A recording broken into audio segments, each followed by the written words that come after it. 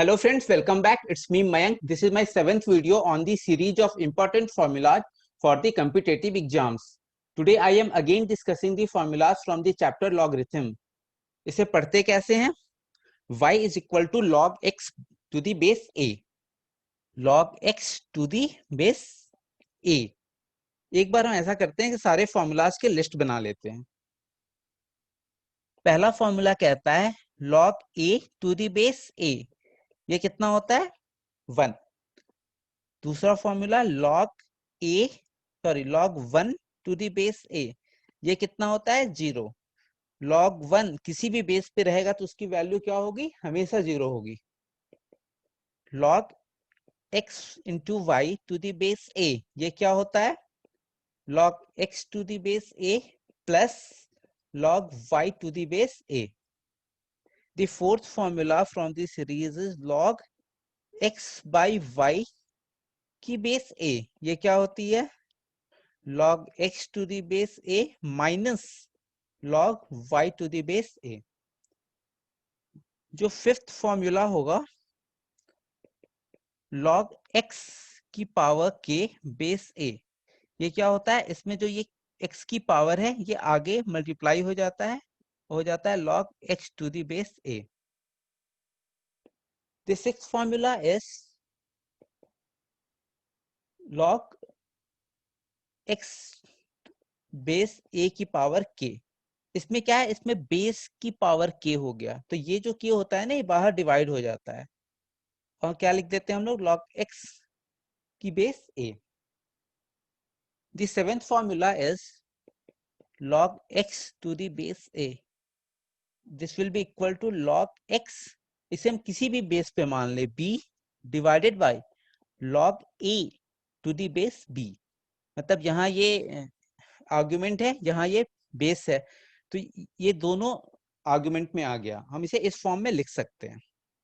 The eighth formula is log x to the base a will be equal to 1 by log a to the base x. इसमें क्या हुआ? Argument और base आपस में interchange हो जाते हैं जब हम लॉग को रेसिप्रोकल में कर देते हैं तो.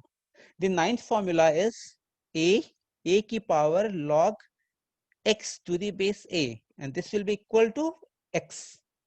a की पावर क्या है? log x to the base a. इसकी वैल्यू हो जाती है x. जो 10th फॉर्मूला है वो है x की power log y base a. ये इक्वल टू हो जाता है y की power log x base a. इसमें x और y के जो प्लेसेज है ना वो इंटरचेंज हो गए. जो 11th फॉर्मूला है वो कहता है log n की पावर p. यहाँ बेस क्या है? a की पावर क्यूब. तो हमने देखा था कि जो आर्गुमेंट के ऊपर जो पावर होता है ये मल्टीप्लाई हो जाता है और जो बेस के ऊपर का पावर होता है वो डिवाइड होता है. तो ये क्या हो गया? p by Q log n का बेस a. ये बहुत ही इंपॉर्टेंट फॉर्मूला है. इस पे हम लोग कई क्वेश्चंस करेंगे. ये फॉर्मूला ये सारे जो हैं बहुत ही इंपॉर्टेंट हैं.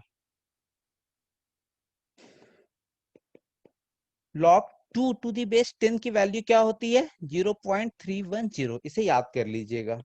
वैसे अगर कभी क्वेश्चंस में इसका यूज आता है तो ये दिया रहता है लेकिन फिर भी हमें याद भी रहना चाहिए इसकी वैल्यू. चलिए अब हम कुछ क्वेश्चंस देखते हैं. पहला क्वेश्चन कहता है find the number of digits in 2 की पावर 40. अगर 2 की पावर 40 कोई नंबर है या 2 की पावर 50 हम ले लेते हैं. 2 की पावर 50 एक नंबर है तो इसमें कितने डिजिट्स होंगे?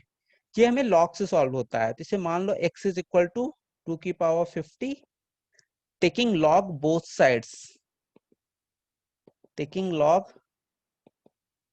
साइड्स.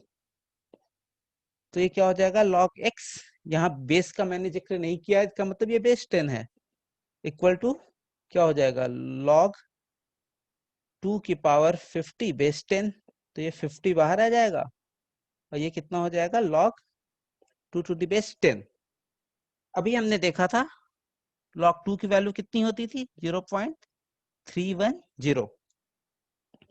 तो इसे करते हैं 5 1 जा 5, 5 3 जा 15, 16, 5 1 जा 5, 15 16, 0 0 1 2 3, 16.5। तो इससे नेक्स्ट इंटीजर क्या होता है 17।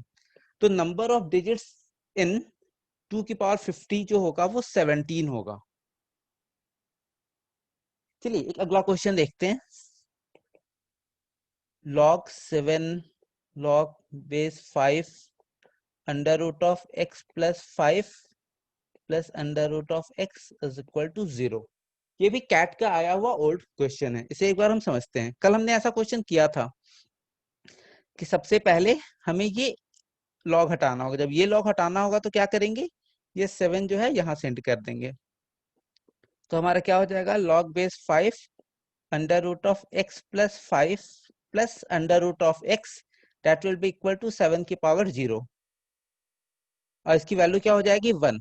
अब हमें जब ये लॉग हटाएंगे तो ये 5 यहाँ चला जाएगा, तो ये इक्वेशन क्या बच जाएगा x plus 5 plus under root of x is equal to 5 की पावर 1। तो ये हमारा इक्वेशन हो गया। सी अब हमें यहाँ कह रहा है कि ये दो परफेक्ट स्क्वायर है और ये दो परफेक्ट स्क्वायर का सम 5 है। तो यहाँ x की क्या वैल्यू हो सकती है। तो अगर हम थोड़ा सा कॉमन सेंस यूज करेंगे तो हमें दिख जाएगा कि अगर हम यहाँ x इक्वल टू 4 रख देंगे तो हमारा पहला ब्रैकेट क्या हो गया 4 प्लस 5 और यहाँ अंडर रूट ऑफ 4, ये कितना हो जाएगा 9, 9 और यहाँ क्या हो जाएगा 2, ये 5 इज इक्वल टू 5 आ जाएगा। तो हमारा x इज इक्वल टू 4 आ गया। अगर हम इसे सॉल्व ही करना चाहे कि नहीं हम इसे सॉल्व करके कैसे निकालेंगे, तो ये भी बहुत इजी है। Under root of x this equal to 5 है। अब हम क्या करते हैं कि इस अंडर रूट ऑफ x को लेफ्ट साइड ले जाते हैं, तो यहाँ क्या हो जाएगा 5 minus under root of x।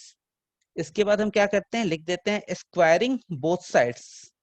अब हम इस इक्वेशन को दोनों साइड से स्क्वायर कर देते हैं। तो जब इधर स्क्वायर करेंगे under root of x plus 5, इसको भी स्क्वायर कर देते हैं और 5 minus under root of x इसे भी स्क्वायर कर देते हैं। तो इसको स्क्वायर करेंगे तो क्या आ जाएगा x प्लस 5, और इधर स्क्वायर करेंगे तो 5 square 25, under root of x का स्क्वायर क्या हो जाएगा x माइनस 10 रूट x। ये x से x कैंसिल हो गया, इधर 10x आ जाएगा, 10x इज इक्वल टू 20, ये 0 से 0 कैंसिल, तो under root of x is equal to 2 आया।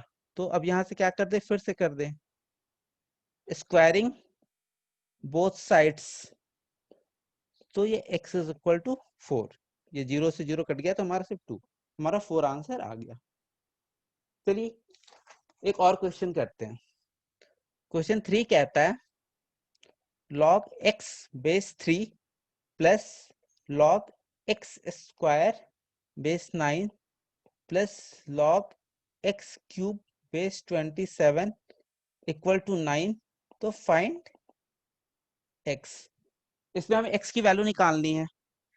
ये टर्म क्या लिखा हुआ है log x square by 9।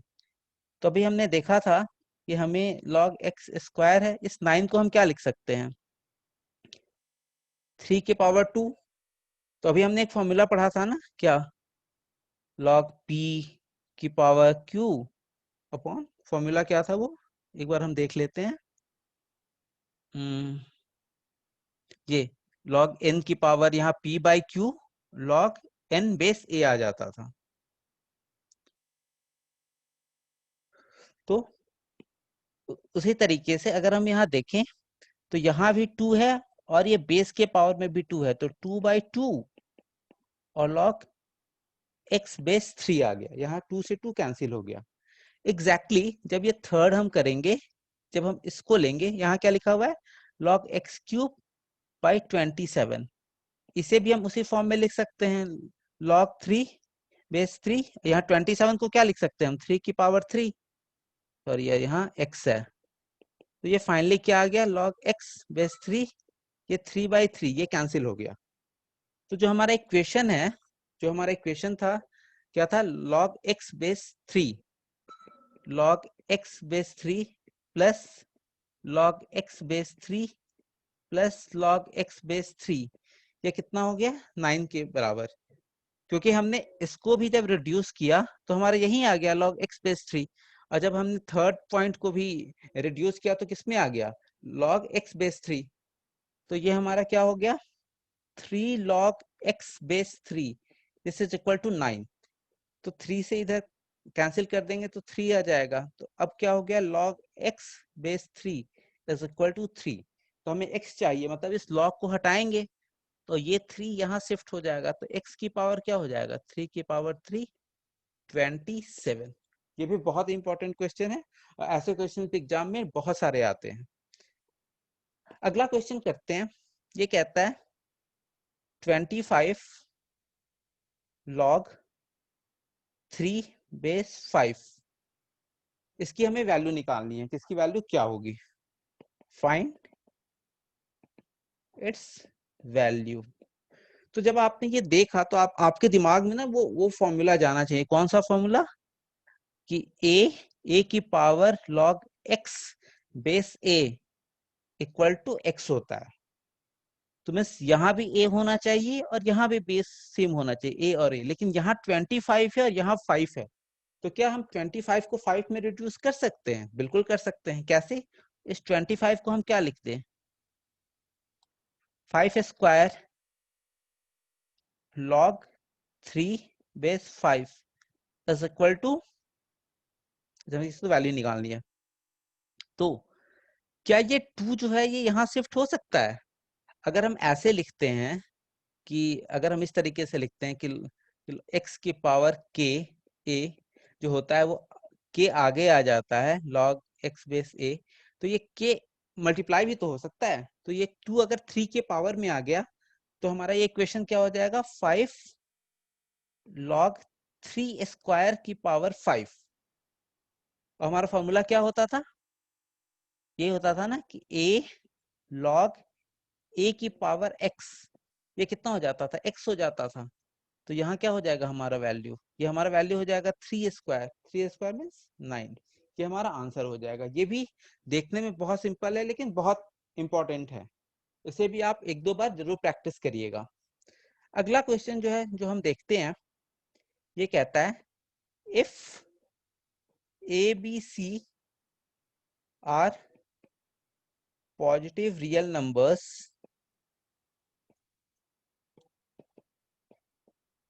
Then 1 by log A B C base A B plus 1 by log A B C by B C plus 1 by log A B C by A C, इसकी हमें value पूछ रहा है। तो ये log के साथ क्या है, A B C base A B base B C और बेस ए सी, यहाँ बेस अलग अलग है। तो अगर हमने अभी एक फॉर्मूला देखा था क्या, कि log a to the base x अगर हम लिख दे तो ये क्या हो जाता है 1 by log x to the base a। इस फॉर्मूला को यूज करते हुए हम पहले ये सारे लॉग को रेसिप्रोकल कर देंगे। तो रेसिप्रोकल करेंगे तो क्या हो जाएगा, ये हो जाएगा log A B to the base A B C plus log B C to the base A B C plus log A C base A C, sorry यहाँ बेस ए बी सी यहाँ A सी, अच्छे से हम लिख देते हैं log A C to the base A B C. अब ये जो मल्टीप्लिकेशन का फॉर्मूला होता है, अगर बेस सेम है तो इसे हम क्या लिख सकते हैं, A B into B C into A C का बेस ए बी सी। यहाँ क्या हो गया log A square B square C square base A B C. इसे हम और अच्छे से कैसे लिख सकते हैं, log ए बी सी का whole square base A B सी।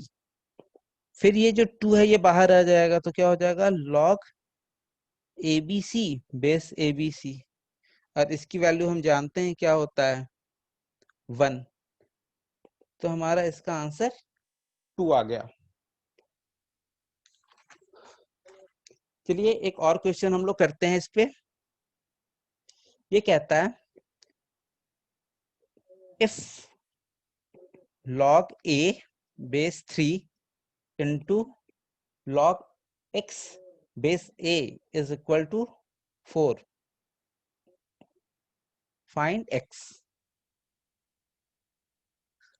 क्या है? log a base 3 into log x base a is equal to 4। तो अगर हमने अभी एक फॉर्मूला देखा था कि कौन सा log a बेस x अगर मैं लिखता हूं तो इसे हम क्या लिख सकते हैं? log a base b divided by log x base b। मैं इस इक्वेशन को इस फॉर्म में लिख सकता हूं एग्जैक्टली अगर इसे मुझे लिखना हो, इसे हम कैसे लिख सकते हैं? log a बेस मान लो 10 ही लिख देता हूं, कोई दिक्कत नहीं, कुछ भी बेस ले सकते हैं। यहाँ फिर क्या लिखूंगा? log 3 base 10। वैसे ही इसे हम क्या लिख सकते हैं? log x base 10 divided by log a base 10, this is equal to 4। अब ये और ये कैंसिल हो गया। अब हमारे पास बचा क्या? log x base 10 divided by log 3 base 10, this is equal to 4। अब जब बेस सेम है तो इसे हम ऐसे लिख सकते हैं log x base 3 is equal to 4। अब हमें क्या करना होगा? इस x को फिर से हटाना। जब ये x हटेगा तो ये 3 कहाँ चला जाएगा? यहाँ। तो x की वैल्यू क्या आ जाएगी? 3 की पावर 4, और 3 की पावर 4 कितनी होती है? 81। ये हमारा आंसर हो जाएगा। चलिए एक और क्वेश्चन हम लोग करते हैं इसी टॉपिक पे। कहता है if x is equal to log 0.001 base 01 and y is equal to log 81 base 9, then find x minus 2 under root of y। तो यहाँ x क्या दिया है? x दिया है log 0.001 बेस 0.1। तो इस 0.001 को क्या हम ऐसा लिख सकते हैं? 0.1 की पावर क्यूब। अगर हम इसे ऐसा लिख सकते हैं तो x इक्वल टू क्या हो गया? x इक्वल टू हो गया log 0.1 की पावर क्यूब बेस 0.1। तो इसकी वैल्यू क्या हो जाएगी? 3 हो जाएगी। सिमिलरली y क्या कह रहा है? y कह रहा है log 81 बेस 9। इसे हम कैसे लिख सकते हैं? log 9 square base 9। ये किसके बराबर हो जाएगा? 2 के बराबर। तो हमारी x की वैल्यू 3 आ गई, y की वैल्यू 2 आ गई। और हमसे क्या क्या रहा है? पूछ क्या रहा है? Under root of x minus 2 under root of 5, इसकी वैल्यू पूछ रहा है। तो ये x कितना है अपना? 3। 3 माइनस 2 अंडर रूट ऑफ 2, ये हमारा आंसर हो जाएगा।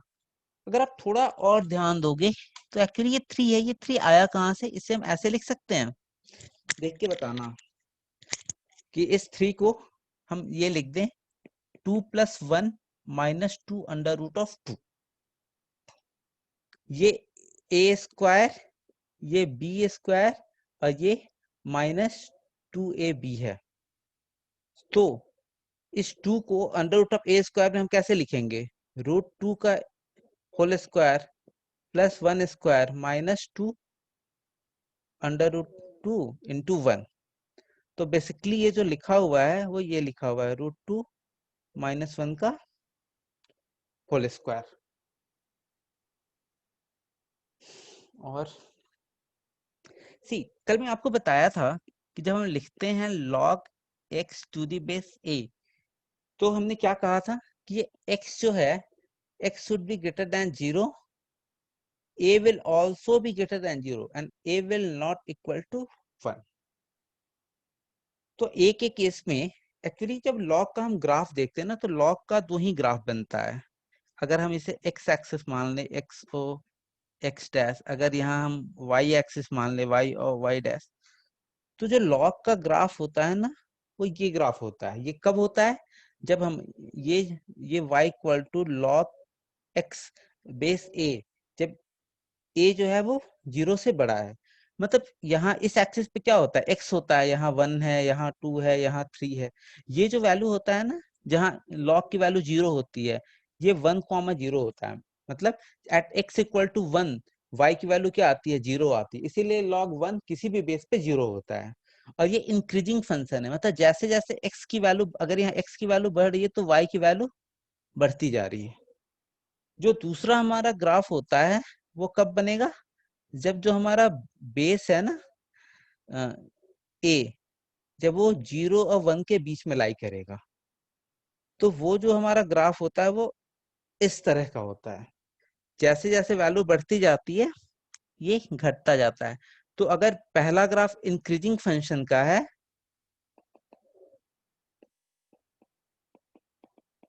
तो ये सेकेंड ग्राफ जो होता है ना, वो डिक्रीजिंग फंक्शन का होता है. इतना इन्फॉर्मेशन लॉग पे अभी मोर देन इनफ है आपको कोई भी एग्जाम्स में सॉल्व करने के लिए. बाकी जब हम इसको चैप्टर वाइज पढ़ेंगे तो इसको हम फिर से बहुत ही एक्सटेंडेड वे में पढ़ेंगे, एक एक चीज कि ये क्यों आया, कहाँ से आया, कैसे आया. लेकिन इतने नॉलेज से अगर आप इतने क्वेश्चन भी हम लोग प्रैक्टिस कर लेंगे ना, तो हम लोग सारे क्वेश्चन एग्जाम के सॉल्व कर लेंगे. चलिए फिर कल फिर मिलते हैं कुछ और नए चैप्टर्स के साथ. Bye bye.